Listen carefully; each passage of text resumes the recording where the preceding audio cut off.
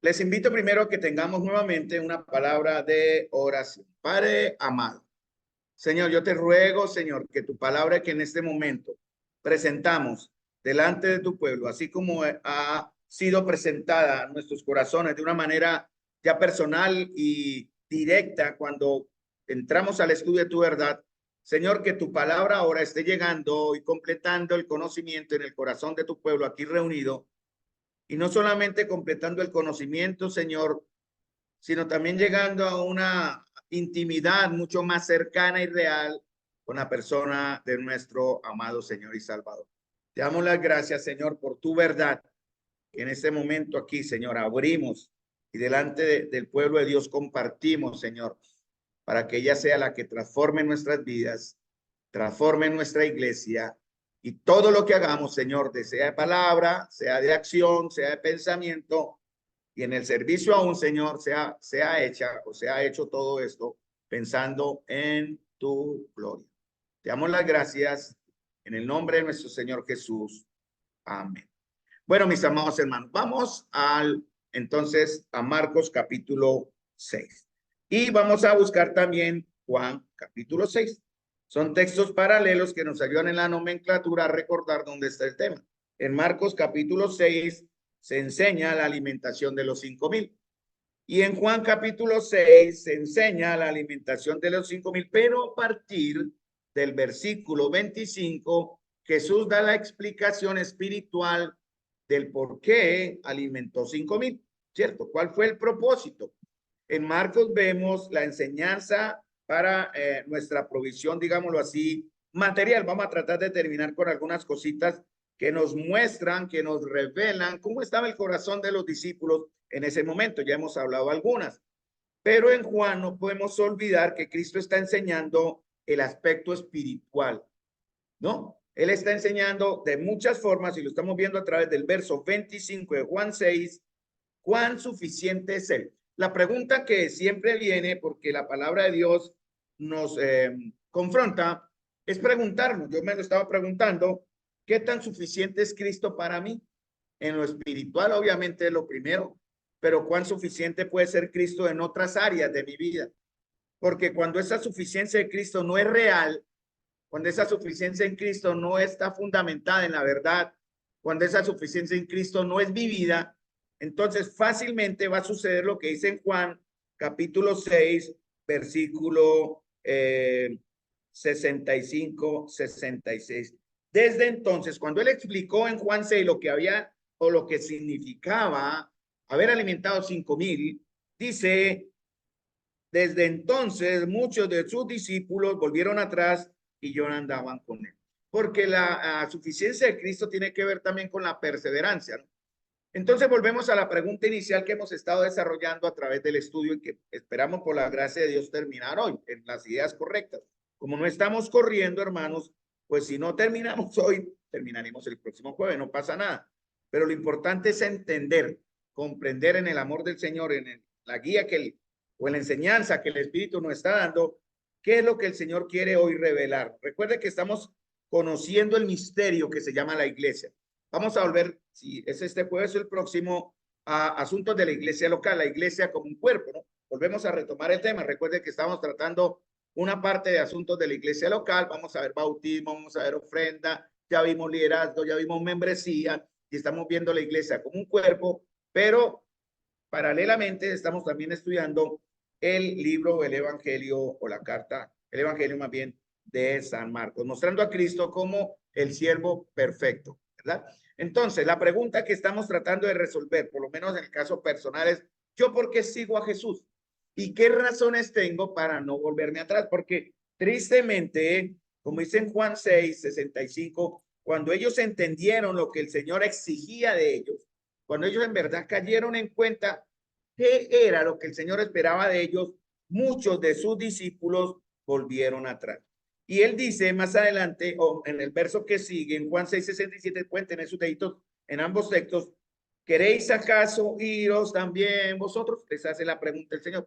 Una cosa, hermanos, muy importante es que el Señor no ataja a nadie. El Señor no va a detener a nadie. Claro, Él se va a doler con la ausencia, Él se duele con la traición en cierta manera, Él se duele con el abandono, pero él no va a detener a nadie, porque no sería justo obligar a alguien, o eso es lo que en la realidad la suficiencia de Cristo también quiere explicar, es que no estamos obligados en cierta manera a seguir al Señor si nuestra fe no es la correcta. Por eso muchos en cualquier momento, circunstancia o adversidad o pecado, que es lo que más causa esto, abandonan, dejan. Por eso una de las pruebas, digamos así, o señales de la verdadera salvación que nosotros tenemos, ya tenemos, comprada en la cruz del Calvario, Efesios capítulo 1, versículo 18 en adelante, es que permanecemos o perseveramos. La perseverancia del creyente es una doctrina también bíblica. O sea, el que está o el que aguanta, el que soporta, los que soportamos, los que estamos aquí, estamos mostrando con esta acción o con esta firmeza que verdaderamente sí somos de los llamados del Señor. Entonces, por eso el mismo Juan, en primera de Juan dice, hablando de una manera muy triste, cuando habla de aquellos que abandonan, dice, salieron de nosotros y da la razón. ¿Por qué? Porque no eran de nosotros. Entonces algunos hemos estado orando y oramos por meses de que el Señor saque a la luz el pecado en la congregación, porque hay pecados ocultos que necesitan ser descubiertos, porque de una manera u otra esas deficiencias, llamémoslo ya como son pecado, están lastimando, están generando un conflicto interno en la congregación y la congregación no lo sabe. Entonces el Señor ha estado haciendo esa tarea entre nosotros como respuesta a la oración. Ha estado sacando el pecado a la luz. Espero que llegue el momento en que yo diga, ya no, ya no hay más que sacar. Y podamos entonces quedar en cierta forma los fieles al Señor, ¿verdad? Por eso le dice a Pedro, ¿queréis acaso oídos también vosotros? Y Pedro dice una gran verdad. Señor, y usa el término curios. Los primeros que en Juan 6 comienzan, maestro o rabí, ¿cuándo llegaste acá? Porque hay algunos que siguen al Señor por la forma o por la manera equivocada. Y simplemente el Señor para ellos es un profeta, un maestro, un religioso humano. Pero los que verdaderamente somos del Señor, usamos el término Señor como una verdad. Por eso Pedro, a pesar de que más adelantico él le traiciona, le falla, no deja de decirle, Señor, ¿a quién iremos? Tú tienes palabras de vida eterna. Entonces, hemos estado viendo, por ejemplo, rápidamente, para terminar y que nos alcance en tiempo, es en Juan 6:25. Vamos a Juan 6:25 y si nos alcanzamos, nos regresamos a Marcos y terminamos allí. En Juan 6:25, rápidamente, para entender si verdaderamente, recuerden que hay algunos que son seguidores de Jesús, otros son acompañantes de Jesús, pero solamente un pequeño grupo llega a ser discípulos y amigos. El propósito del Señor, mis amados, es que lleguemos a ser sus discípulos y sus amigos, porque Él va a enviar realmente a usar en su obra o en el crecimiento del reino aquí en este mundo y en el corazón de muchos que aún no han oído, pero necesitan oír a sus discípulos. Él no va a utilizar a cualquiera, aunque Él es soberano, así como usó a Nabucodonosor o usó al faraón en Egipto para cumplir su propósito. Sí, Él puede usar al hombre en realidad, pero él va a usar o va a tener como instrumentos de honra santificados y útiles a aquellos que hemos o vamos a estar dispuestos entonces a seguirle como sus verdaderos discípulos. Entonces debemos definir nuestra relación con él y nuestros verdaderos propósitos. Ya vimos eso. ¿Cómo está nuestra relación con Cristo? Ahorita volvemos a recordar lo que vimos el jueves, a lo último, el jueves anterior, para retomar el hilo. Y es que eso significa que debemos permanecer en él. Nuestra relación con Cristo, hermano, debe ser continua.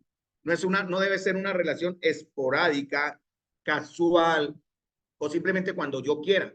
Si verdaderamente somos del Señor, el anhelo es como el deseo no natural en nosotros, es puesto por el Señor de buscarle. Eso es lo que se llama en la escritura o lo que el Señor dice, ustedes me buscaron porque habéis visto las señales, no porque habéis visto las señales, sino porque comisen el pan y se llenaron, dice el Señor a aquellos que fueron alimentados. Ustedes me buscan simplemente para conseguir beneficios.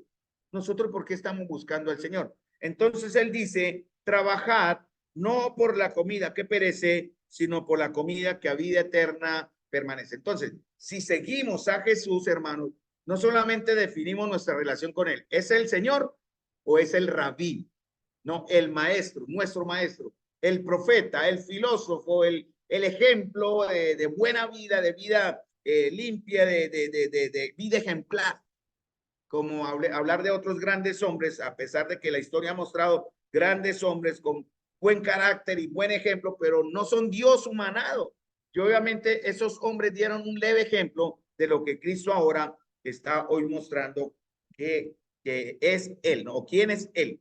Entonces Él dice, ¿queréis acaso iros también? Búsquenme en verdad y trabajen, no por la comida que perece. Cuando dice trabajar, cuando dice trabaje no por la comida que perece, ¿a qué se refiere? Y en Juan 6:27, Juan 6:28, perdón, él da la respuesta. Porque ellos dicen, ¿qué debemos hacer? Muchas veces hemos pensado que la comunión con el Señor se logra por obras añadidas, no por obras generadas. Me explico. Algunos piensan que la salvación y mi relación con Dios debo complementarla o debo perfeccionarla, llamemos así, mientras yo hago algo. Si no lo hago, no se perfecciona. No, eso debe ser un efecto de nuestra nueva relación con Él, ¿no? Debe ser algo natural, obviamente, que ya está en nosotros y la cual es que ya tenemos una comunión. En Juan 6 lo menciona en varias partes. Por ejemplo, dice Juan 6:35, por ejemplo, yo soy el pan de vida, el que a mí viene nunca tendrá hambre y el que en mí cree no tendrá sed jamás. Tenemos ahora, hermanos, una nueva posición en Cristo. Recuerden esas dos palabras, una nueva posición en Cristo y una nueva relación. La posición en Cristo es lo que Dios nos ha entregado, que lo hace. Solamente Él lo hace. Y aquí en Juan 6:25 dice alguna. Por ejemplo, el Padre nos lleva. Eso lo hace Él. Nosotros no vamos. Voluntariamente no lo hacemos. Nadie se levanta un día en la mañana a decir, hoy buscaré de Dios. Cuando usted siente en el corazón un deseo poco o mucho de hambre de Dios, es porque Dios está colocando ese anhelo en su corazón. Por eso la Escritura dice, Dios pondrá en vosotros, ponen ustedes el querer como el hacer por su voluntad. Y Él nos va a llevar a la fuente, ¿no? Al que es suficiente, a Cristo Jesús. Entonces, ¿qué dice el Señor? Miren, y que tiene que ver con trabajar, ¿qué aspecto? Dice, y ellos les dicen, ¿qué debemos hacer para poner en práctica las obras de Dios? Respondió Jesús y les dijo, esta es la obra de Dios, que creáis en el que Él ha enviado. Entonces, ¿cuál es la tarea que Dios nos pone? ¿Cuál es el trabajo? Creer. Y eso significa trabajo de muchas formas. Por ejemplo, al estar usted aquí en esta noche, usted está trabajando en creer. Al participar en la parte del servicio, porque somos un cuerpo viviente, no estático, somos un cuerpo en movimiento y en crecimiento que debe estarse alimentando, que debe estarse madurando, que debe estarse santificando. De esa manera nosotros crecemos en la fe. Eso lo dice Efesios capítulo 4, versículo 11 hasta el 16, ¿no? Hasta que todos lleguemos a la estatura, a la medida de la plenitud de Cristo. Entonces, el Señor estaba expresando que a no ser que nos apropiemos para nosotros mismos por la fe del valor de su muerte, que debe ser suficiente su muerte, debe ser para nosotros suficiente su mediación ante el Padre, debe ser suficiente para nosotros su promesa de provisión, debe ser suficiente para nosotros lo que Él nos entrega para crecer en una comunión viva y real que se llama la iglesia. Nosotros no creceremos en la fe. Porque la Escritura dice, desafortunadamente, dice en 1 Timoteo que en los postreros tiempos, o sea, ¿en cuáles tiempos estamos? En los postreros tiempos. En la enseñanza del domingo se nos habló de los postreros tiempos, ¿no? Apocalipsis capítulo 3, la iglesia de la Odisea. Y en la iglesia de la Odisea se habla de los postreros tiempos. Y dice en Timoteo, Pablo a Timoteo, pero en los postreros tiempos, algunos apostatarán de la fe, escuchando espíritus engañadores y a doctrinas de demonios.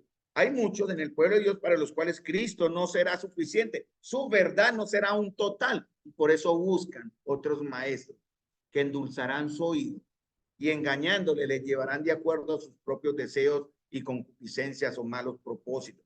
Entonces, cuando Cristo no es suficiente en su obra, en su redención, en su mediación, en su provisión, hermanos, nunca vamos a poder en realidad declarar con verdad. Bueno, yo no lo digo por mí, yo ya tengo mi seguridad, espero que ustedes tengan la suya porque ese trabajo es personal, que decir realmente yo soy salvo. Entonces, hemos de creer en Él, recibirle, confiar y hacerle nuestra posición. Y vamos a tener unos resultados.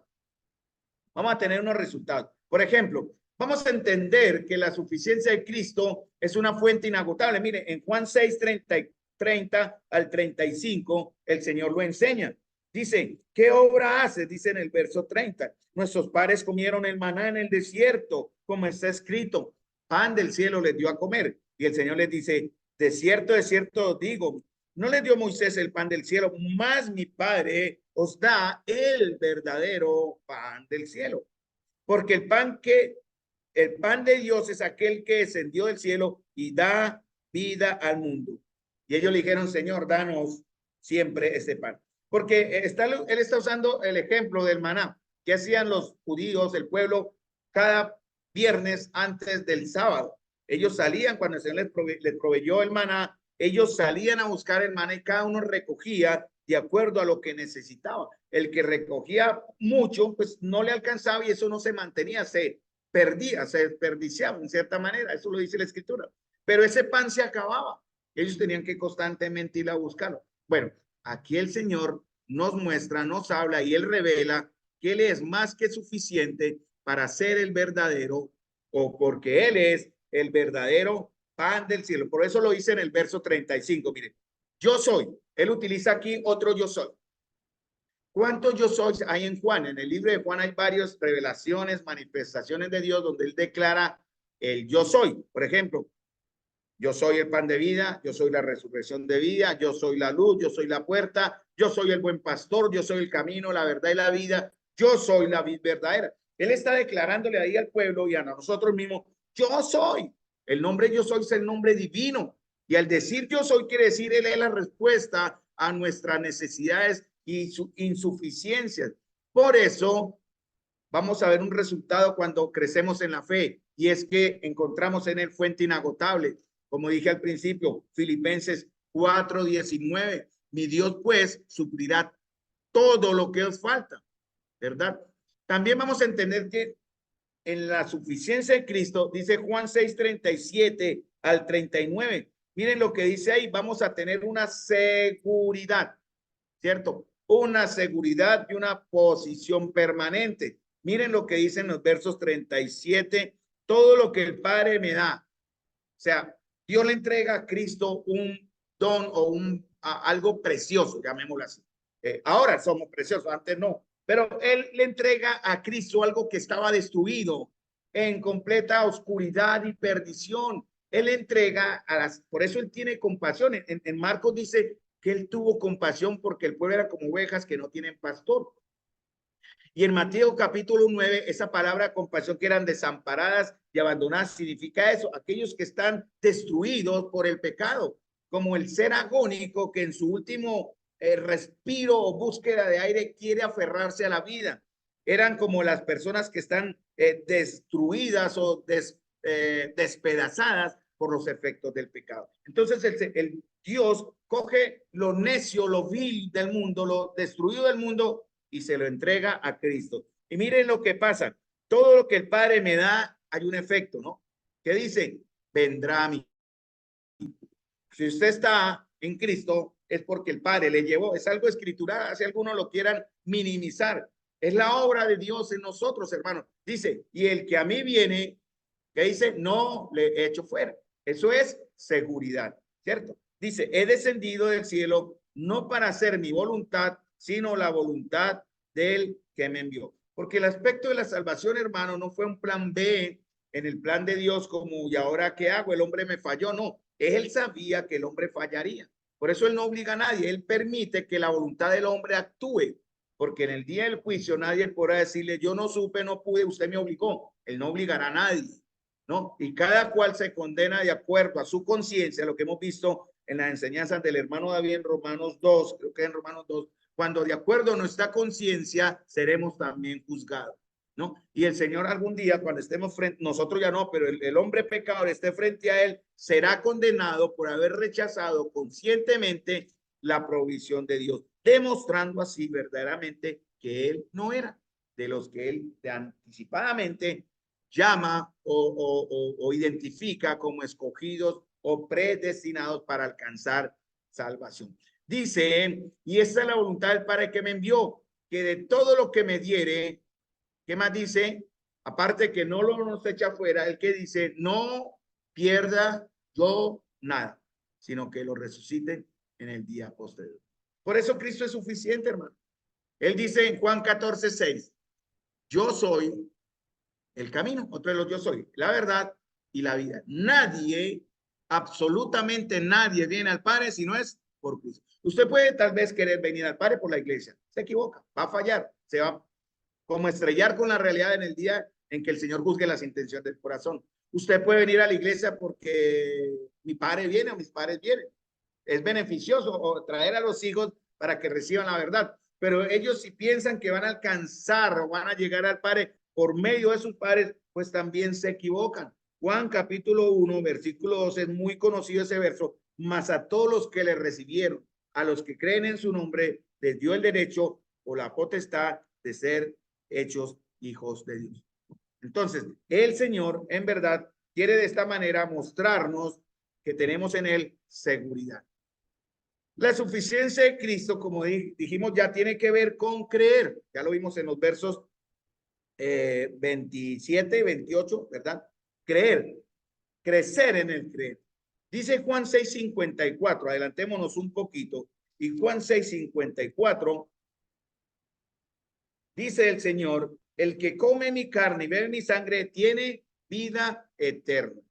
Cuando se relaciona esta palabra con, con la frase tiene vida eterna, es una relación que se permite para interpretar la escritura. Quiere decir, dos cosas iguales a otras son iguales entre sí. Me explico. Por ejemplo, el Señor dice en Juan 6:54, el que come mi sangre, mi carne, perdón, y bebe mi sangre, tiene vida eterna. ¿Y qué dice en Juan 3:36 también?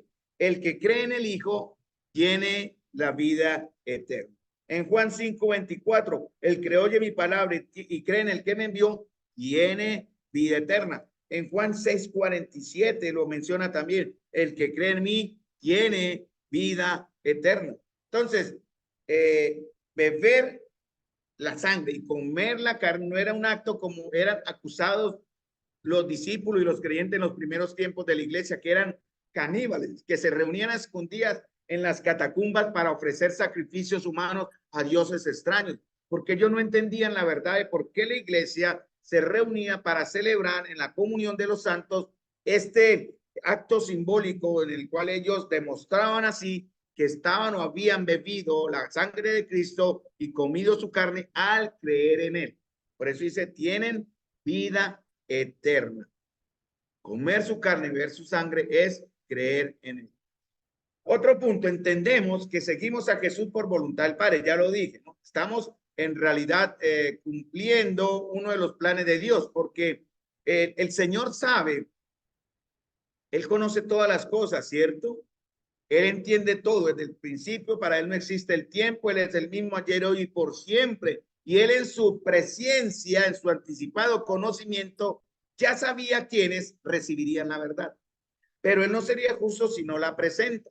Entonces, Él presenta la verdad a buenos y a no buenos, a quienes recibirán y a quienes no recibirán, para ser Él al final siendo siempre el justo. Y así no, si no lo hubiera hecho, mis amados hermanos, si esto no lo conociéramos, que Él hubiera hecho así, Él seguiría siendo justo, porque Él nunca va a contradecir ni su soberanía, ni su presencia, ni su justicia, ni su santidad para hacer acepción de personas. Por eso Él no hace acepción de personas. Todos seremos juzgados de la misma manera. Por eso dice en Romanos capítulo 14 que no debemos juzgar a nuestro hermano a no ser que sea por causa del pecado de desobediencia, porque todos compareceremos ante el tribunal de Cristo.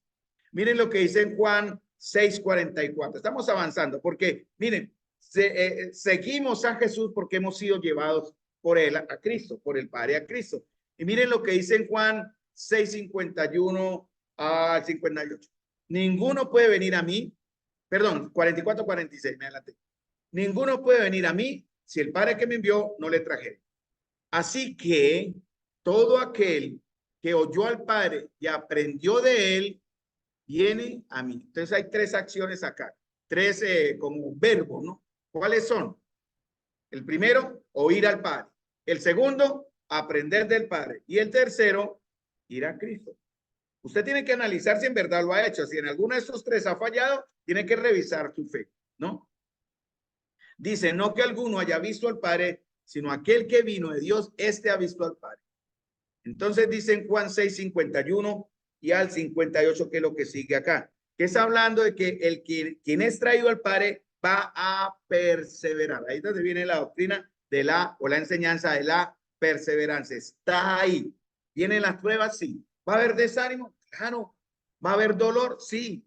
Muchas veces pasaremos pruebas duras también, pero el verdadero creyente está ahí.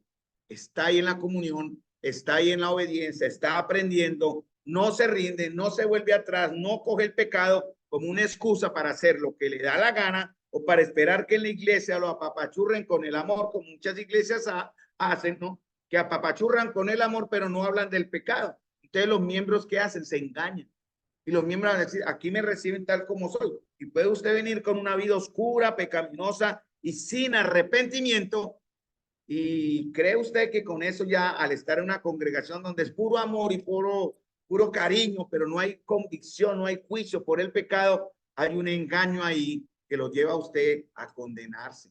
Por eso verdaderamente quien es de Cristo, dice 1 Juan, que eso lo veremos en la enseñanza del domingo, cuando veamos Santiago capítulo 3, versículo 13 al 18.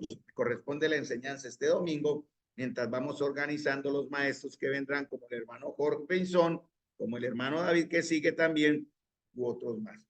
Muy bien, mis amados hermanos. Entonces, Jesús está hablando figurativamente de su expiación, ¿no? De que él paga, él derramó su sangre.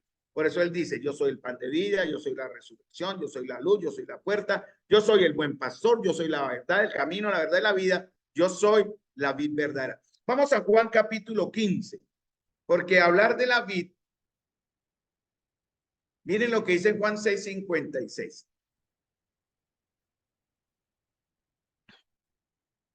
El que come mi carne y bebe mi sangre tiene vida eterna, dice en el verso 54. Pero en el 56 dice otra cosa que suma. El que come mi carne y bebe mi sangre, en mí permanece. Vamos a Juan 15, perdón.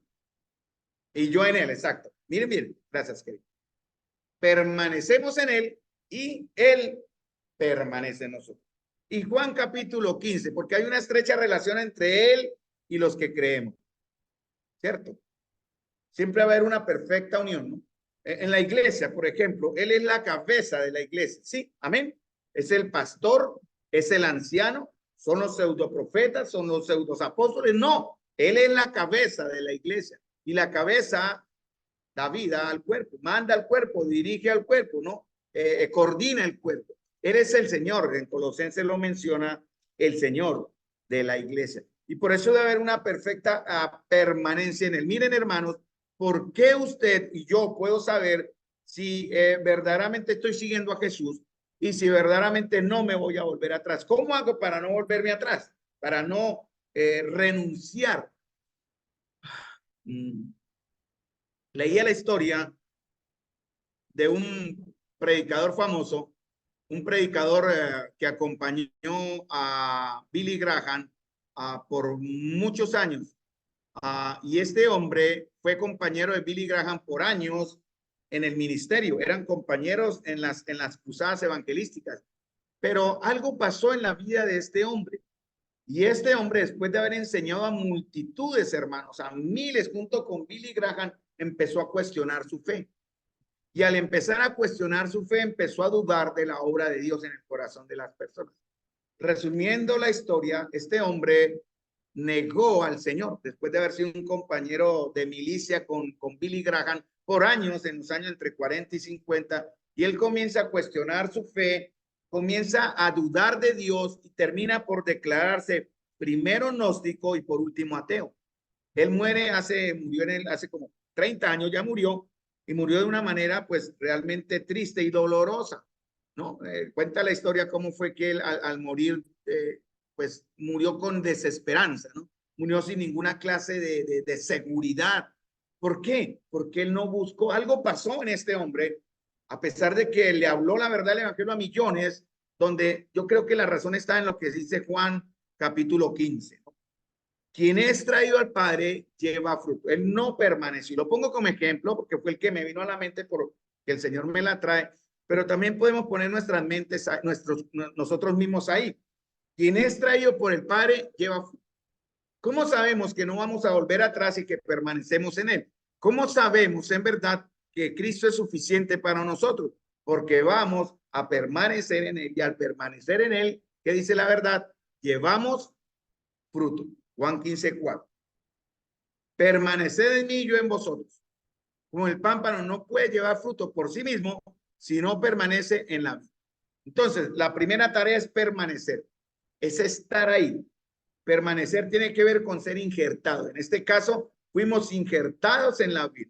Yo soy la vid, vosotros los pámpanos. Ahora, cuando permanecemos en Cristo, vamos a empezar a ver fruto. ¿Cuál es el fruto que estamos mostrando, mis amados hermanos? ¿Cuál es el fruto que usted puede hoy probar o poner como credencial de su fe? De mi fe yo tendré que dar los míos y cada uno de ustedes tendrá que dar el de ustedes. Porque esto lleva otra característica. Miren lo que dice en Juan capítulo 15, versículo 5. Vimos el 4, ¿no? Lleva fruto si permanece. Ahora, si permanece, dice Juan 15:5, yo soy la vid, vosotros los pámpanos, el que permanece en mí y yo en él, ahora dice algo más, ¿lleva qué? Mucho fruto, no solamente un fruto, ya creí, no. Dios nos manda que debemos llevar más fruto, o sea, mucho fruto. La vida cristiana no es simplemente creer y se quedó ahí. Por años yo fui enseñado en una congregación, bueno, doctrinalmente sana, pero doctrinalmente incompleta. Y nunca nos enseñaron esta verdad de llevar o ir más allá en el aspecto de entender que ahora somos parte de un cuerpo viviente, vivo, valga la redundancia, real y que debe crecer, llamado la iglesia. Por eso los creyentes verdaderos no son simplemente fichas en un ajedrez de una iglesia, son miembros que deben estar participando de acuerdo a sus dones. Estamos viendo dones con caballeros. Aprovecho para invitar a los caballeros que están allí en Zoom y los que están aquí presentes a que nos conectemos este sábado para seguir conociendo el tema de los dones de 1 Corintios. Les invito, hermano, para que se estén conectando, nos estemos conectando juiciosamente para entender esta verdad de permanecer en él y cómo nuestros dones nos van a servir a identificarlos para funcionar de una manera efectiva en el cuerpo de Cristo. Como a algunos no les gusta la frase, pero es una frase que se dice con respeto también, no estamos llamados a calentar banca, usted está llamado a ser parte efectiva. Si la iglesia no vive o crece es porque alguno de los miembros que la componen de alguna manera no está dando o lo que debe dar dentro del cuerpo local. Y dice, para eso debemos estar unidos a Cristo en comunión. Juan 15:15, Juan 15:5 dice, y este lleva mucho fruto. ¿Por qué? ¿Cuál es lo que dice ahí? Separados de mí, nada podéis hacer. Ahora más adelante vamos a tener comunión en oración. Eso nos va a llevar, nos debe llevar a llevar más fruto, a liberar aquello que puede impedir que llevemos más fruto. La comunión, el servicio, la obediencia a la palabra y otras cosas que la misma escritura muestra, pero por tiempo no hablaré. Juan 15:6. El que en mí permanece, y lo vamos a ver aquí está de manera negativa, pero lo vamos a ver en la manera positiva. Juan 15:6. El que en mí permanece, el que en mí no permanece será echado fuera como un pámpano. Veámoslo de la manera contraria. El que en mí permanece, ¿cuál será la siguiente frase? La negativa aquí. El que en mí no permanece será echado fuera. El que en mí permanece, ¿cuál sería la frase correcta? Vas a estar ahí, no va a ser rechazado. Por eso el Señor dice en Juan 6, si él lo menciona, el que a mí viene, no le echo fuera. Entonces, hermanos, dice aquí, y se secará. ¿Por qué hay tantas vidas en los creyentes que son vidas secas, vidas moribundas, vidas sin fruto? Porque no estamos permaneciendo en algún momento en él, que es la vida que nos alimenta, ¿no? Y que verdaderamente nos debe llevar a llevar mucho fruto. Dice, será echado fuera como pámpano, se secará. ¿Qué más? Los recogen, los echan en el fuego y arden. Hermanos, eso habla de juicio. Por eso nuestra permanencia debe estar muy firme en la roca que es Cristo. Que Cristo sea suficiente, no edificando nuestra fe sobre la arena, hermanos, sino sobre la roca que es Cristo. Y él da muchas herramientas para fundamentar nuestra fe y creencia sobre la roca que es Cristo. No solamente su obra, sino también la comunión de la iglesia, la obediencia a su palabra y el servicio. Entonces, esto habla de seguridad. Permanecer en él es estar seguro, hermano. Permanecer en él, dice el versículo que sigue, el verso 7, Juan 15, 7. ¿Qué más debe permanecer en nosotros? No solamente comunión, sino también ¿qué? Mis palabras permanecen en vosotros. ¿Y cuál es el resultado? ¿Por qué resultados? Pidan todo lo que queráis y os será hecho. No como aquellos que están pidiendo como declara, reclama y exige. No, señor, eso no es verdad. Nosotros pedimos y se nos será dado, se nos será dado, porque vamos a aprender de acuerdo a la voluntad de Dios. Por eso el Señor dejó el Padre Nuestro. Padre nuestro que estás en los cielos, que es la primera que debemos buscar, que su nombre sea santificado. Santificado sea tu nombre y venga a tu reino. Siempre hemos orar de acuerdo a la voluntad de Dios y así no va a haber. ¿Quiere usted el carro último modelo? No se lo pida a Dios, trabaje. Porque Dios de pronto le va a bendecir el trabajo, ese es un trabajo honesto y también si usted, la palabra de Dios dice, usted cumple lo que dice Mateo, ¿no? Busca primeramente el reino de Dios y las demás cosas os serán añadidas. ¿Sí me entienden el ejemplo, no? Porque algunos, Señor, dame ese carro, dame esa casa, dame eso. No, trabajen. Pero busquemos del Señor para que en su momento, si así nos va a beneficiar, Él nos va a entregar esas cosas. No hay que extrañarnos. Si Él lo hace, y lo hemos visto en la vida de muchos hermanos.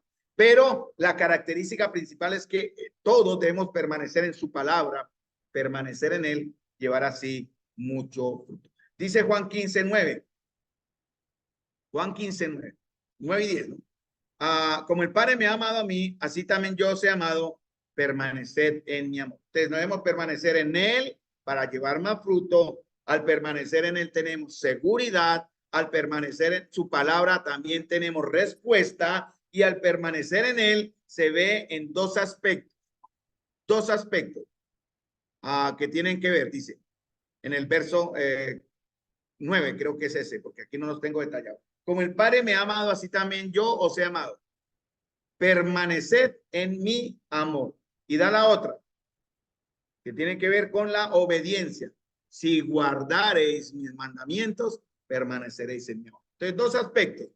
Permanecer en él, amor. En Efesios dice que el amor es el vínculo perfecto, es lo que nos une. ¿Saben lo que es un vínculo? Ya hemos hablado de eso, ¿no? En internet usted está buscando en una página y usted necesita buscar una referencia, una información que está en otro lado de la nube, en cualquier lado, y la nube en la página le da un vínculo. Usted clique en el vínculo y el vínculo lo lleva a ese otro lugar donde le va a terminar de dar la información. Bueno, en el cuerpo de Cristo es lo mismo. Debemos estar en un vínculo perfecto, todos perfectamente unidos, así como estoy, incluso es como parecido el símbolo que usa en internet, el vínculo, y así debe estar unida la iglesia, hermano. Cuando el vínculo se rompe por algo, debe haber por pecado o por otras circunstancias, bueno, que ya en otro momento, y ya hemos hablado de eso, pueden dañar la unidad de la iglesia. Prueba final de que sí seguimos a Jesús, ya al final. Es Juan 6, 63 al 65. El espíritu es el que da vida. La carne para nada aprovecha. Las palabras que yo os he hablado son espíritu y son vida. Ahora, ¿dónde encontramos en verdad la razón, el punto final de que verdaderamente nosotros, o en el caso mío, yo ya hice el examen, en el caso mío, de verdaderamente estoy siguiendo a Jesús y que verdaderamente tengo la seguridad en gran manera de que no me volveré atrás? Está en Juan 6:65, 6:63 al 65.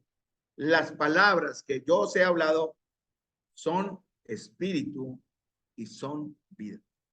¿De dónde se está llenando usted, hermano, en el transcurso de la semana? ¿Dónde se edifica usted? Es bueno escuchar mensajes. Yo sé de hermanos que escuchan mensajes de YouTube, por ejemplo. Es bueno. Es una manera de alimentar nuestra fe. Pero ¿cómo alimenta usted verdaderamente su fe? Yendo directamente a la fuente, que es la palabra. Usted puede escuchar a Juan Manuel Vaz, buen mensajero, o a Tuchel Michelin.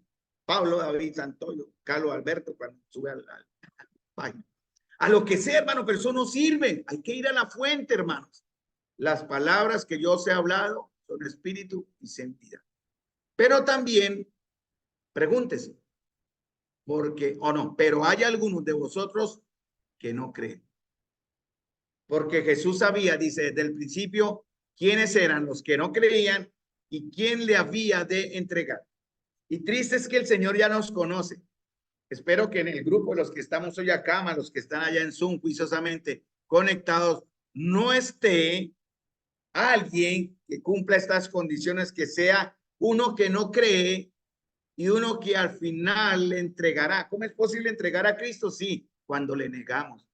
Algunos apostatarán de la fe escuchando espíritu engañador, negarán a Cristo que les rescató, dice en primera de Pedro.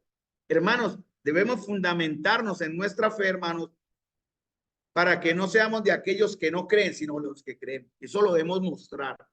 Es tiempo. Este año fue el año, muchos comenzaron con promesas, ¿no? ¿Cierto? Muchos han pedido sus bendiciones para este año, propósitos para este año. En algunos no escuché la frase si Dios quiere. No, este año voy a hacer esto, este año voy a hacer aquello, pero no escuché la frase si Dios quiere. Y el propósito puede ser bueno en este año, humanamente, pero hermano, nuestro propósito debe ser más espiritual que terrenal. ¿Cómo vamos a crecer este año como iglesia? ¿Cómo vamos a crecer en la comunión? Esa es la tarea, en el servicio, en extender el evangelio del reino. Esa es nuestra tarea. Y por eso los maestros estamos llamados a enseñar la palabra, pero ustedes tienen la responsabilidad, mis amados hermanos, a que recibir esa palabra y por medio de esa palabra edificar. Primera de Corintios capítulo 3 menciona eso, ¿no? Entonces, cada uno mire cómo sobreedifica, porque la responsabilidad ya también es de ustedes. Terminando en estos últimos minutos, ya dejémoslo como introducción para el próximo jueves, ya sé que no alcanzamos, pero vayamos a Marcos y vamos a terminar en Marcos capítulo 6, versículo 35, 34, pero es para ya 2 minutos de introducción y terminamos. Este milagro de la alimentación de los 5,000 que está en Marcos fue hecho en beneficio de la multitud. Recuerden, miren la multitud que estaba haciendo. Muchos siguieron a Jesús, están los versos 33, no fueron allá a pie, no tenían tren, ni internet, ni carro, ni cicla, ni moto, fueron a pie, las ciudades de alrededor llegaron antes que ellos, se juntaron. Los discípulos no tuvieron manera de descansar, estaban agotados, aunque el Señor les dijo, vengan, descansemos un poco, vámonos hasta Betsaida. Cruzaron el mar por barca, 5 kilómetros en el mar, pero la gente andó 10 kilómetros por tierra y los alcanzó. Increíble, ¿no? Ellos buscaron primeramente el reino de Dios. ¿Qué les dio el Señor a cambio? Les alimentó. Y esa es una de las maneras en que la iglesia debe trabajar también. Muchas veces lo hacemos al contrario, ¿no? Usamos el gancho para atraer a las personas. Y yo no creo que ese sea el método. No. ¿De qué manera traemos personas a la iglesia para que escuchen el evangelio? Puede ser que el fin no siempre justifica los medios, mis amados hermanos. Entonces podemos usar muchos ganchos para atraer personas a la iglesia. No, no debemos usar ganchos. El Señor no usó ningún gancho. Él simplemente llegó y ¿qué les dijo primero? Verso 34. Tuvo compasión de ellos y porque eran como ovejas que no tenían pastor, y comenzó a enseñarles muchas cosas. Primero se les enseña y después ¿qué? Se les alimenta. Nosotros a veces hacemos lo contrario, ¿no? Primero los alimentamos y algunos comen y se van y después abrimos la palabra. No creo que sea el método correcto. No lo creo porque la palabra nos enseña primero. Porque ¿qué es más importante? ¿Llenar el estómago o llenar el espíritu? No sabemos, muchos recibirán su milagro, como dicen en algunas congregaciones. Reciban hoy su milagro, pero se van con las almas perdidas. Pueden recibir su beneficio en el cuerpo, es verdad, pero se van sin haber sido salvos. ¿De qué les sirve? Si de igual manera se condenarán. Entonces los apóstoles fueron los que ocuparon el papel principal acá porque él les quiere enseñar algo. Su tema es la suficiencia, ya lo vimos en Juan 6. Y él por eso dice suficiencia para que descansen, pero también suficiencia para que ellos provean. Porque los discípulos le dicen al Señor, mire, ya es muy tarde, Señor, despídelo para que vayan a comer. Y ellos en verdad lo que estaban diciendo es, Señor, también tenemos hambre, estamos cansados. Ellos nunca pensaron, porque el Señor los confronta y les dice, denle ustedes de comer. ¿Se imaginan el choque emocional para ellos? ¿no? Eran más de 5,000 personas, hombres, contemos mujeres y niños, aproximadamente 10,000 personas. Y el Señor les dice, denle ustedes de comer.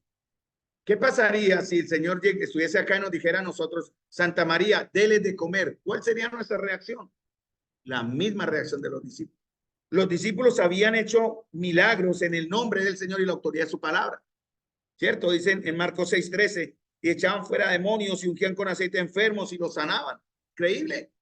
Pero se asustaron con la responsabilidad de alimentar 5,000 personas. Porque a veces, muchas veces no vemos quién está al lado. Ellos no habían entendido. Por eso Cristo enseñó, yo soy el pan de vida. Yo soy más que suficiente. Si me han dicho, Señor, usted podrá alimentarles. Yo no lo dijeron, Señor. Ellos dijeron, Señor, y lo hacen con una pregunta. Aquí vamos a terminar, para dejar ya terminamos el próximo jueves. Y miren que está en una interrogación. Entonces podemos ponerle un sarcasmo ahí igual, o sorpresas traían como en los signos de puntuación que indican sorpresa. Que vayamos y compremos pan por 200 denarios. No, ellos lo hacen más como una pregunta como incrédula. ¿Cómo así, Señor? Que vayamos y compremos pan por 200 denarios, les demos de comer. ¿Qué está usted diciendo, Señor? Eso no va a ser posible. Pero el Señor les dice, ¿cuántos panes tienen?